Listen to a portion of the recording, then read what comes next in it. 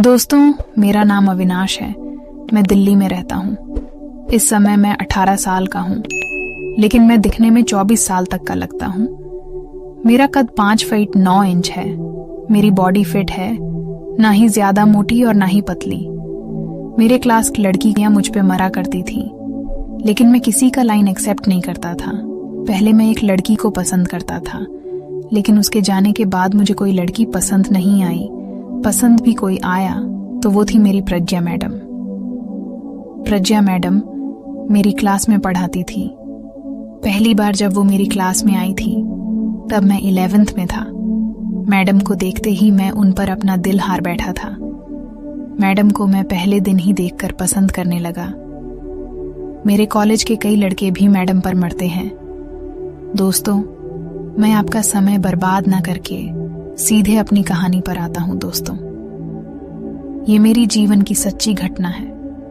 मैं एक मीडियम घर का लड़का हूं। मैं अपने घर का अकेला लड़का हूं। न मेरा कोई भाई है और न ही कोई बहन। मेरे पिताजी मोहल्ले के डॉक्टर हैं। उसी से हमारा खर्चा चलता है। गांव में भी जमीन है, लेकिन मैं अपने गांव बहुत कम गया हूं। दोस्तों, मैं दिल्ली में एक पब्लिक स्कूल में पढ़ता था। क्लास में प्रज्ञा मैडम का पहला दिन था। मैं मैडम को देखते ही फिदा हो गया। कोई भी लड़का मैडम के बारे में बुरा बोलता तो मैं उससे लड़ जाता था। मैडम के सामने कई बार ये बात आई, लेकिन मैडम कुछ न बोलती। बाद में मुझे समझाती, जो भी मुझे कुछ कहने दिया करो, किसी के कहने से कुछ नहीं होता। लेकिन मैं बोलता कि कोई आपको बुरा भला कहता है तो मुझे अच्छा नहीं लगता। उस समय प्रज्ञा मैडम लगभग 28-30 साल की थी। एक दिन मैं टिफिन नहीं लाया था। मैडम ने मुझसे पूछा, अविनाश, आज तुम टिफिन नहीं लाए? मैं बोला, मैडम जी, वो मैं जल्दी में भूल आया। प्रज्ञा मैडम बोली, अच्छा, तुम मेरे साथ आओ। मैं प्रज्ञा मैडम के पीछे पीछे चलने लगा। प्रज्ञा मैडम मुझे अपने केबिन में ले गई। मैडम बोली, तुम मेरे साथ में टिफिन कर लो। मैं बोला, नहीं मैडम, मुझे भूख नहीं है। लेकिन प्रज्ञा मैडम मुझे जबरदस्ती खाना खिलाने लगी।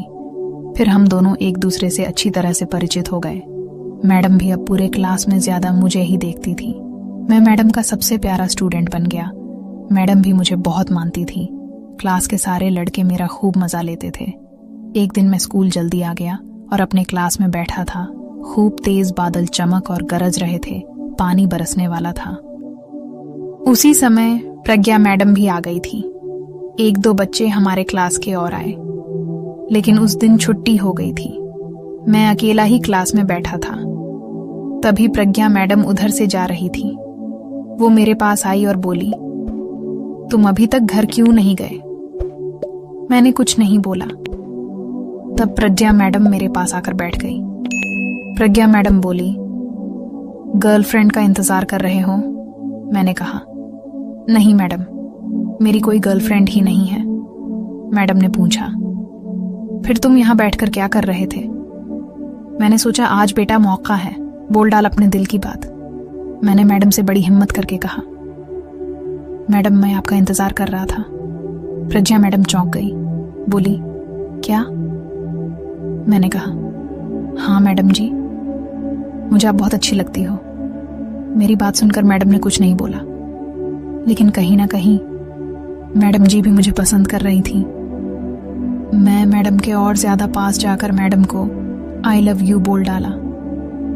मैडम को बहुत बड़ा सदमा लग रहा था। मैडम कुछ देर तक खामोश रही।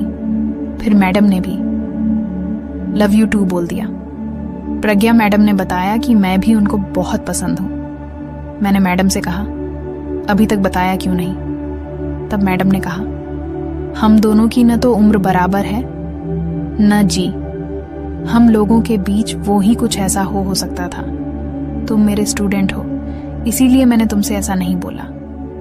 मैंने कहा, प्यार के लिए कोई उम्र मायने नहीं रखती।